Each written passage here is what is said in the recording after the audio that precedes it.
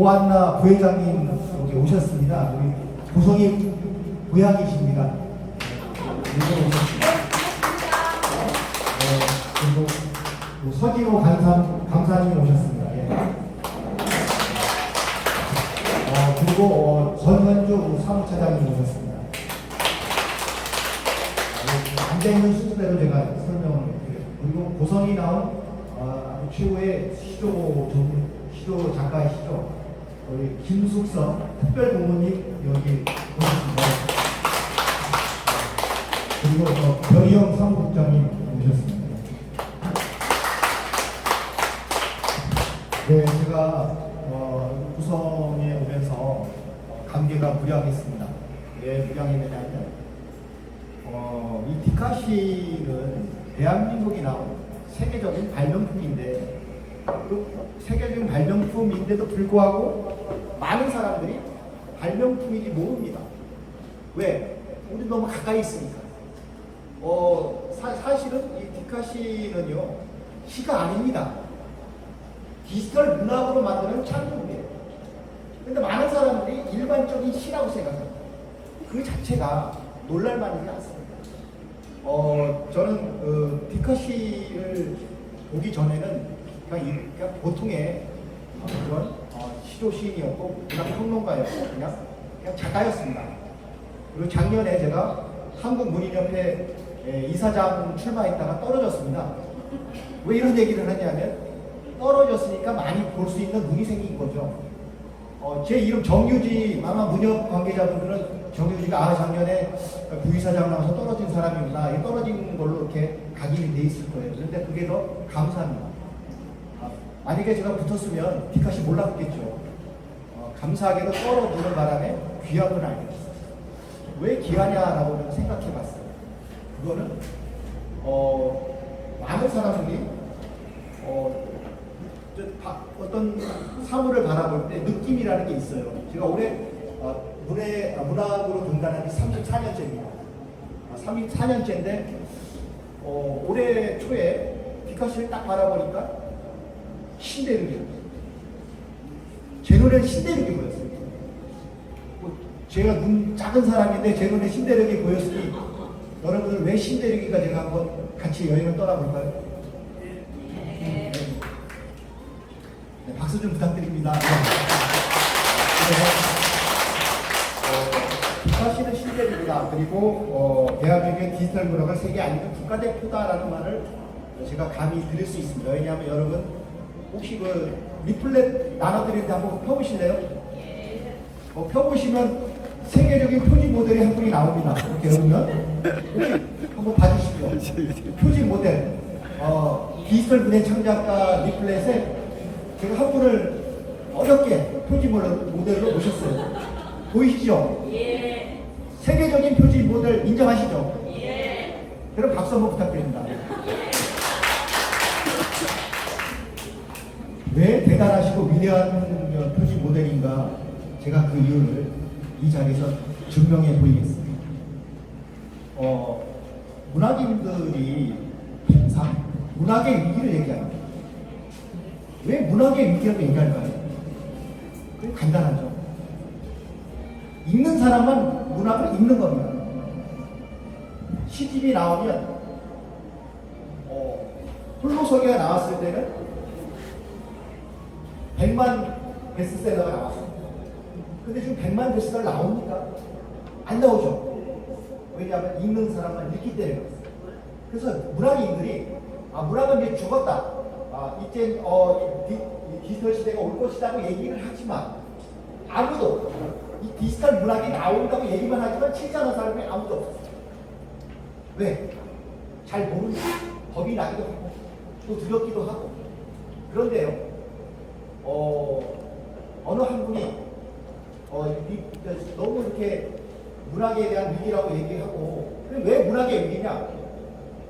독자들이 다른 데 눈을 모이고 있어요. 무슨 말이냐면 문학으로 와야 되는데 영화나 아니면 음악이나 다른 장르로 가기 시작했어요. 왜 그러냐? 이건 우리도 책임이 있어요. 저도 기성 문학을 했던 사람들 굉장히 괴롭습니다. 그런 생각. 그런데 어느 한 분이 나타나서 지금 시가요. 시가 원래 시라는 장르가 고대로 올라가면 할수록 종합 기능이 있습니다. 종합 기능. 시, 수필, 삼, 이 모든 기능을 통합하는 길이 원래 있습니다. 그거를 착안하셨어요. 왜냐면 시가 장시화되고 산문화되면서 이게 시와 산문인지 모르는 시와 경계가 무너져요. 그러니까 많은 독자들이 너무 어렵다. 그러니까 다른 데 눈을 돌리기 시작했어요. 원래 시인들 하면 굉장히 멋있고 낭만적인 사람들이고 굉장히 많은 사람이 선망의 대상이고 나는 죽어도 시인이다. 살아서도 시인, 죽어도 시인. 그러니까 시인이 될란다 이렇게 얘기를 할 때만 해도 시인이 잘 나갔죠. 그런데 어느 순간인가 디지털 시대가 되면서 시인이라는 호칭이 무색할 정도로 너무 많은 시인들이 많이 나와버렸어요. 때문에 이 순간에 어떤 한 분이 나타나서 딱 장르를 부릅니다. 너 시 일로 와, 수필 일로 와, 시조 일로 와, 논설 일로 와, 그리고 또 논술 일로 와. 그것을 딱 때립니다. 정신 차리라. 이래서 안 된다. 다 모으고 모아서 이제는 너희들은 5펜 이내에 있는 모에서 쓰되 니들 선물이 있다. 디지털 카메라로 좀 디가다. 라고 선구자가 나타나. 이것은요, 이게 무슨 말이냐면 2007년에 현생 인류를 호모 사피엔스라고 부릅니다. 그런데 호모 사피엔스가 바뀌는 시점이 있습니다. 그게 바로 2007년입니다. 2007년에 세계적인 천재 스티브 잡스가 태어나서 발명한 게 스마트폰입니다. 그러면서 호모 사피엔스 시대를 봅니다. 호모는 스마트폰과 사피엔스를 합친 말이 호모 사피엔스. 2007년이 되면서 세계적인 천재 스티브 잡스가 스마트폰을 발명하면서 실질적인 디지털 시대를 선언합니다. 그런데 바로 뒤통수를 댔던 분이 누구예요? 2004년에 뒤통수를 때려서 정신 차려라 하고 3년 후에 디지털 시대가 올 것이라고 예측해서 그 당시에 뒤통수를 때려서 대한민국을 깜짝 놀라게 하고 그것도 모자랐어. 그것도 모자라서 세계 각국의 한류 열풍을 만든 그 장본입니다. 어디서 태어나셨어요? 고성은 디지털 문학의 가장 성지이고 메카이기도 있습니다. 저는 그런 면에서 가슴이 터졌어요. 저는 제가 2020년에 한국 디카시협회가 태어났다고 그 당시에 들었습니다. 그런데 2020년 한국 디카시협회가 만들어지고 나서 공모전하고 공모전을 하는데 어떤 공모전을 하냐면 한국어로 된 디카시로 공모전을 누구한테 해요? 세계 각국에 있는 한국어 학과 학생이나 한국어 학당에 있는 그 학생들에 대해서 공모전을 해서 너무 완벽하게 문법도 잘 맞추고 글자도 잘 써서 응모하기 시작합니다. 그러면서 세계 각국에 한국 디카시협회 지부들이 생깁니다.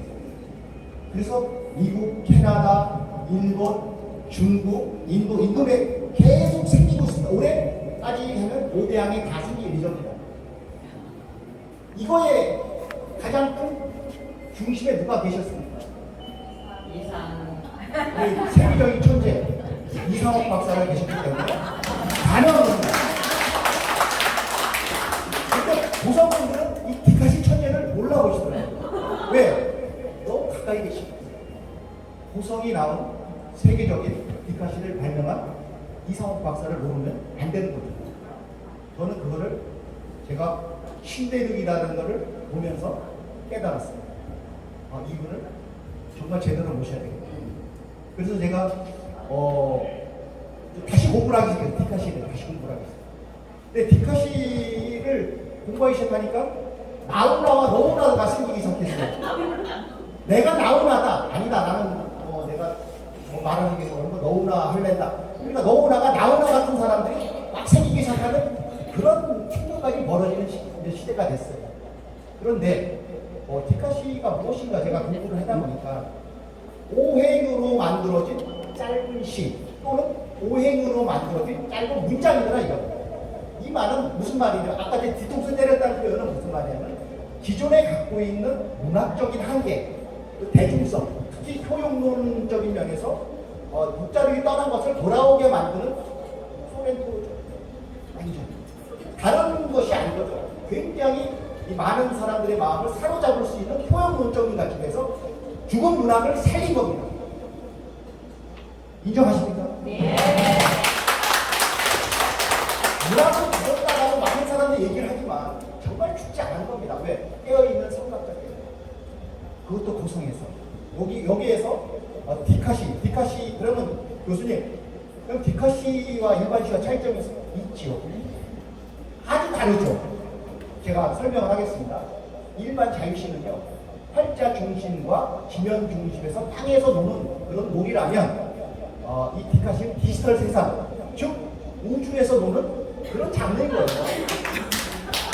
인정하십니까? 네. 왜 장르냐? 디지털 세상에서는 모든 것이 온라인화돼서 실시간으로 바로 대중과 소통할 수 있는 유일한 어때 지면 중심의 이런 거 어떻게 비유하면 서로 다른 거예요. 다르다는 겁니다. 뛰어나가는 게 아니라 아주 다른 차원에서 노는 겁니다. 그래서 이 디지털 문학이 왜 가치가 있느냐? 가치가 있죠. 왜 전 세계를 하나로 만들 수 있는 가치가 있죠. 그러니까 디지털 세계화가 가능한 거죠. 일반 문학 중에 전 세계에 동시에 오원할 수 있는 문학이 뭐가 있겠어요? 솔직히 저도 시조를 쓰는 사람이지만 시조를 어떻게 세계를화할 수 있겠어요? 불가능합니다. 이것은 디지털 문화만 가능한 겁니다. 때문에 저는 이 디카시는 디지털 문학이라는 새로운 장르를 만들어 놓고 더군다나 세계에 한국을 알리는 한류 열풍을 만들어서 세계에 한국을 알리는 국가대표입니다. 그리고 한국을 많이 알릴 수 있는 이거 바로 디카시를 아끼고 사랑하는 거죠. 디카시를 아끼고 사랑하면서 세계화는 더 빨리 옵니다. 저는 그렇게 생각합니다. 그래서 제가 이런 말을 했습니다. 제가 창립신다 이런 말을 했습니다. 디카시를 위해서 모인 여러분들, 애국자입니다. 디카시를 위해서 오신 여러분들, 영웅이 있다는 말을 제가 분명히 했어요. 거짓말 안 합니다. 제가 그 말을 왜 했느냐. 디카시는 대한민국이 나온 세계 최초의 디지털 문학이기 때문에 합니다.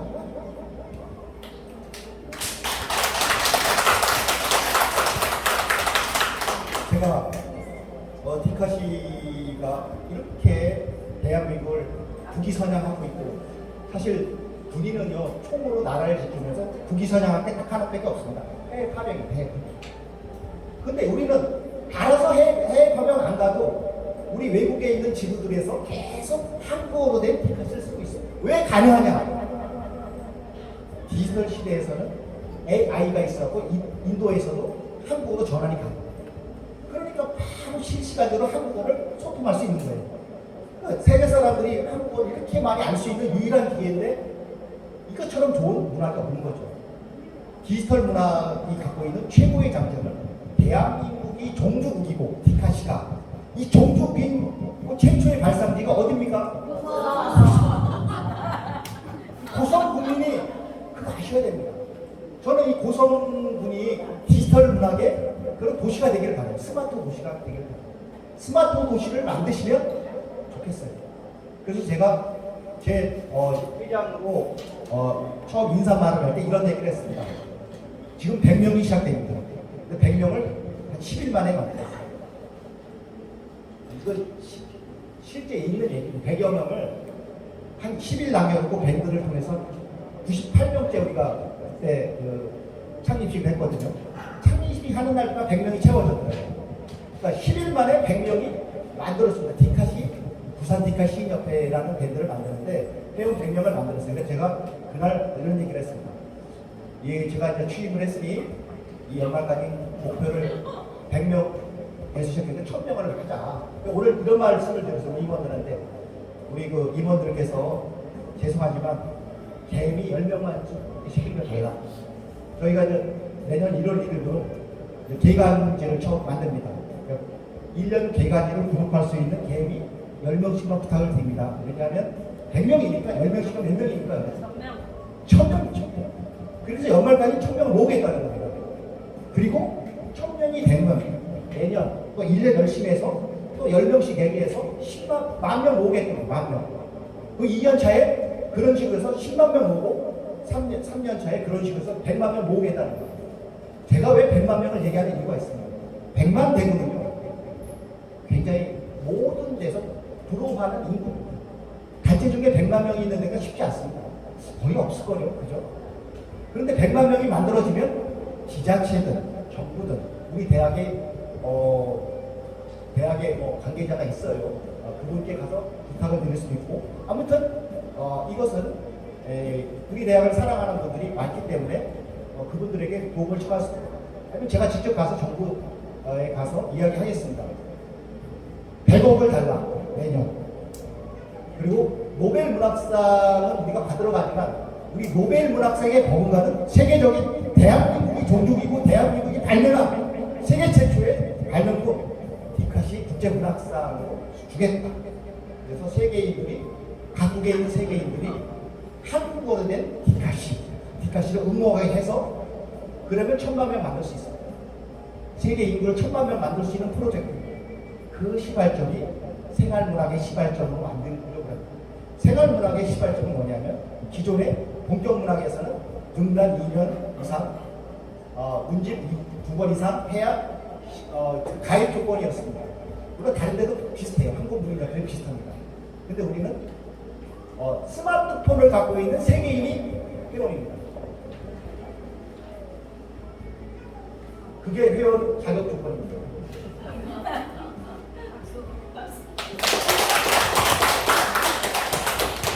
그래서 그렇게 되면 100만 명이 되는 그 시점에 부산만 발전해서는 안 되잖아요. 성지가 발전해야 될 거 아닙니까? 경남과 고성도 발전을 해야 되잖아요. 그 터전을 미리 만들자고요. 스마트 도시 고성을 만들어주는 것도 투투보로 가는 좋은 방법입니다. 왜냐하면 생활문학의 본거지가 부산이라면 디카시 성지는 고성이다라는 그런 동식이 성립이 돼야만 가능합니다. 그러려면 여기 계신 분들의 뜨거운 소원, 저는 가슴에 심장이 좀 불로 바뀌었습니다.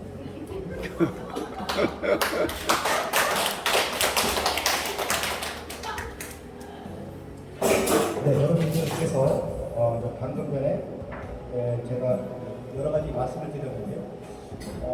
이 디카시 하면 노름물이 다양한 말씀 들으셨죠? 디지털 문학과 일반 자유시의 그 시와는 노름물이 다른 겁니다. 매체가 다른 거예요. 매체. 아날로그적인 그런 지면 중심의 그런 매체라면 여기는 디지털이라고 하는 겁니다. 즉 다시 말해서 사진공학과 디지털 사진공학과 디지털 인문과학이 만나는 새로운 디지털 세상에서 이 디카시가 만들어지는 거고, 기존의 아날로그는 그냥 아는 사람, 아는 분, 저변 확대 측면에서 그런 차원이기 때문에 서로 가능하기 다른 겁니다. 때문에 이 디카시의 본고장, 고성은 디카시 성지 맞습니다. 모든 것을 디카시로 다 포장을 가는 거예요. 자, 제가 디카시가 신대륙이란 말을 했습니다. 가능합니다. 왜 가능하냐? 디카시가 우리가 종주국이기 때문에 우리가 분야를 다 만들면 여러분이 최초고 효시가 됩니다. 예를 들면 이 과일을 계속해서 디카시로 시집을 10번 만든 것도 예를 하겠습니다. 이분은 과일 디카시의 효시가 돼요. 어느 분은 계속 커피만 계속 10번의 디카시 시집을 만들어요. 그러면 디카시의 콜럼버스가 돼요. 예입니다, 이게. 그러니까 이 분야 자체가 대한민국이 종주국이기 때문에 대한민국이 먼저 하는 누군가에 의해서 콜럼버스가 만들어질 수 있습니다. 여러분은 누구나 다 여기 계시니까 콜럼버스. 제가 제 눈에는 다 콜럼버스로 보입니다. 아닌가요? 그래서 여러분들이 정말 함께 갈 수 있는 그런 용기가 필요합니다. 사실 디카시는 외국의 문학이고 우리 국가대표급 그런 장르고 여러분들 프로 선수시는데요. 근데 우리가 보면 우리 스스로 정말 귀한 걸 갖고 세계 최고의 값진 디지털 문학의 그 자산을 갖고 있음에도 불구하고 그 자산을 모르고 그냥 일반 시로 생각하시는 그런 분들이, 모르시는 분들은 얘기할 수 있습니다. 디카시는 일반 시가 종합 장르입니다. 통합 장르입니다. 시, 소설, 수필, 논설문, 시조 이런 모든 것을 다 뒤통수 때리고 만든 새로운 장르입니다.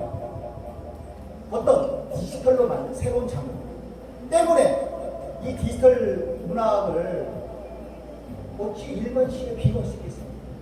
그 비유 자체가 어찌 보면 선구자이신 이상옥 박사님을 너무 모르시는 거죠. 저는 이런 생각을 합니다. 대한민국을 살리고 대한민국을 세계에 알릴 수 있는 유일한 국가대표 디지털 문학 장르 뭡니까 여러분?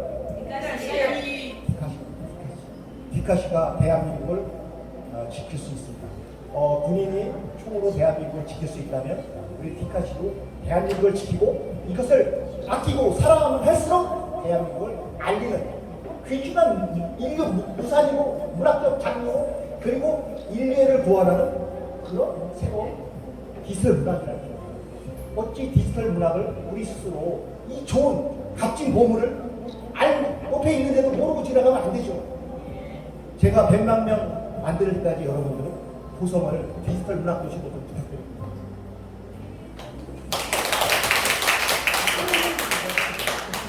자, 제가 오해를 왜 하는가? 이런 문제, 질문을 할 거 아니에요. 제가 교수를 하니까. 근데 저는 사실은요, 대학의 교수는 학과의 학과장이거든요. 군대로 치면 사단장급입니다.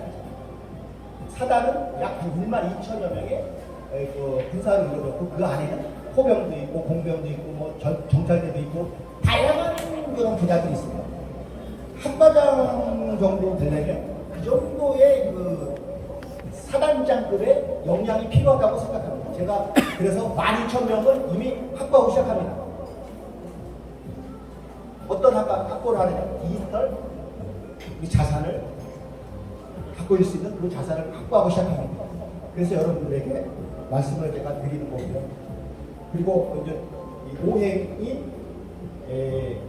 사실은 제가 이제 우리 창시자께 이런 말씀을 드렸어요. 오행은 음양 오행설에 기원하지 않겠습니까? 5개의 행성이 돌아가면서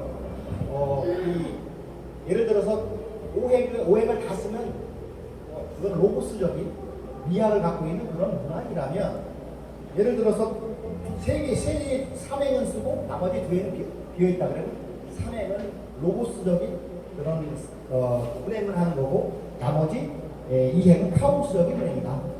즉 혼돈이 돼 있죠. 우주는 저는 디카시는 소우주다라고 우주다라고 생각합니다.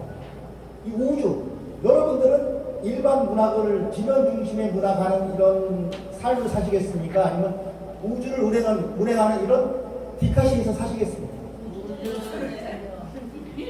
음양 오행선이 존재하는 이 디카시가 여러분들 우주로 여러분에게 운행할 수 있도록 인도를 해줄 겁니다. 그래서 음양 오행선이라는 말을 제가 학자적 견지에서 말씀을 드렸고요. 이 밖에도 기원설은 여러 가지가 있을 수 있는데 하나가 오대양 기원설, 오대양. 이 오대양 기원설은 큰 바다예요. 각 행을 예를 들어서 태평양, 대서양, 인도양, 남북해, 북해 이런 식으로 나눠서 하나의 바다로 바라보는 이것은 이제 해양 문학이 발전된 그런 곳을 이렇게 바라볼 수 있습니다. 오대양에 비유할 수 있다. 또 뭐가 있느냐면 오감, 5가지 감각. 그래서 뭐 시각, 청각, 후각, 미각, 촉각. 근데 이것은 무슨 말이냐면 아주 섬세하신 분들이 바라볼 때는 오감으로 보죠. 오감. 그래서 5가지 감각이 결합이 돼서 이렇게 움직이는 것이다. 그리고 또 오곡, 뭐 예를 들면 쌀, 뭐 보리콩, 조, 기장. 그러면 이거는 뭐 식량을 굉장히 중요하게 북해 같은 데서는 식량이 중요하죠. 그러니까 이 오곡으로 바라볼 수 있을 겁니다. 그리고 또 하나 인간의 내장기관에 오장이 있어. 오장. 간장, 신장, 비장, 폐, 신장이 있는데 이것은 건강을 굉장히 중요시하는 분들에게는 이제 오장으로 바라보는. 그러니까 기원서는 각기 달리 바라볼 수 있습니다. 그러나 우리 이제 이 디카시도 다양한 기원설이 존재해야 외부에서 봤을 때도 이 여러 가지 미학이 있구나 이쪽도 그런 면에서는 다양한 기원설이 있어야 되는 게 맞다고 봐요. 그래서 저는 제 입장에서는 그 중에서 음양 오행설을 저는 주장을 합니다. 그래서 음양 오행설의 온과양의 조화로 오행설이 만들어졌고 이 오행이 이 디카시의 어떤 중심이 됐다라고 생각을 합니다. 지난번에 우리 이제 교수님께서 저한테 그러면 제가 그랬어요. 오행 이상은 어떻게 됩니까? 그거는 우리 정유진 교수가 알아서 그 연구 과제로 삼고 안 되시오 이렇게 이제 특명을 내리셨어요. 이제 무슨 말이냐면 이미 창시자께서 오행을 만들어 놓으셨어요. 그러니까 쉬운 거예요. 오행 6행부터는 뭐냐? 그렇죠. 이제 6행부터는 에세이가 디카시가 디카 에세이를 만들면 된다라는 그런 말씀을 하셨는데 그건 아직 공인된 건 아니고요. 현재까지는 시인 정신, 작가 정신의 발로로 만들어진 5행 이내의 디카시가 주류입니다. 주류. 우리가 이거 100만이 되면 돌파가 되면 그때 이제 생각해 보겠습니다. 왜냐하면 100만 대까지는 기본 베이스가 있어야 되니까 그때까지는 디카시로 가고 인구 100만이 넘어가면 좀 머리가 좀 아프잖아요. 다양한 분들이 또 오시고 그러니까 그때 디카에이스를 만들어서 많은 전 세계인 분들을 100, 1000만, 2000만, 3000만을 다 포용할 수 있는 그런 또 뉴 장르를 만드는 게 중요하다고 생각합니다. 아무튼 제가 이렇게 볼 때 우리 대한민국이 핵폭탄이 있습니까 없습니까? 없죠. 그런데 저는 핵폭탄을 발견했어요. 그게 뭐냐? 문화 핵폭탄. 전 세계의 마음을 싹 죽일 수 있고 확 사로잡을 수 있는 문화 핵폭탄이 바로 디카시다 라고 생각합니다.